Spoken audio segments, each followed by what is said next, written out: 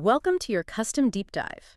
Today, we're taking the stack of sources you sent us, specifically this detailed product listing and vendor catalog from HDTV Supply, and we're going to extract the invisible engineering that powers the visual world around you. Right, because we are so used to staring at screens all day, we rarely think about the plumbing behind them. Exactly. I mean, you ever walk into a massive sports bar, look at a giant wall of perfectly synced TVs, and wonder, what is actually making that happen? It feels seamless on the surface, but looking at the documents you provided, there is this entire ecosystem of highly specialized technology operating behind the scenes, just to make sure those screens never go blank. So let's unpack the main device in your sources, the BrightSign XT245 standard I/O media player. Oh yeah, that one. On paper, it boasts flawless 4K HDR video playback, but honestly, the first thing that jumped out at me in this listing was the price tag. Oh, the $870. Yes, $870 for what looks like a little black box that plays video. I mean, why? Well, that price tag is actually your first clue that we aren't dealing with a simple video player. The spec sheet heavily highlights compatibility with HTML5, Chromium, and WebGL. Okay, I've got to stop you there, because to me, those are just alphabet soup. What do those actually do? Fair enough. Think of it this way. When you hit play on a standard MP4 file, a computer is simply reading a static pre-recorded tape. Right, just hitting play on a movie. Exactly. Chromium, on the other hand, is the actual engine that runs modern web browsers. And HTML5 and WebGL, those are the coding languages used to build complex interactive 3D visuals. Oh, wow. So because this box supports those, it isn't just playing a recording. No, not at all. It is a robust rendering engine. It's drawing high-definition graphics in real time, pulling in live data, like live sports scores or weather, and adapting on the fly. Like a video game console. Very much like that. It's rendering a live environment. So it's actively thinking on its feet. Okay, that makes the price point make a bit more sense. And I noticed another feature that solves a massive physical headache for the installers: power over Ethernet. Oh, right, PoE+.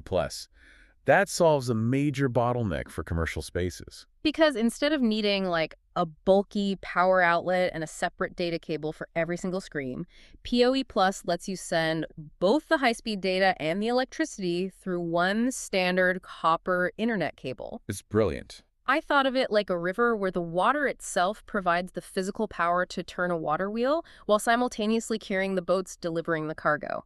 That is a great analogy. It completely eliminates that terrifying rat's nest of separate power and data wires that are usually hiding behind a screen. Right, so I understand the convenience of that one cable setup, and the live rendering is super impressive, but I'm going to push back a little here. Right for it. I still have a hard time wrapping my head around the budget. I mean, even with those features, a decent, cheap laptop can run a web browser and plug into a TV. Why do businesses need to buy from specialized vendors like HDTV Supply? Well, to really understand the necessity, we have to look at the vendor's wider storefront from your sources. The XT245 doesn't exist in a vacuum. What do you mean? It's designed to plug into massive infrastructures called matrix systems.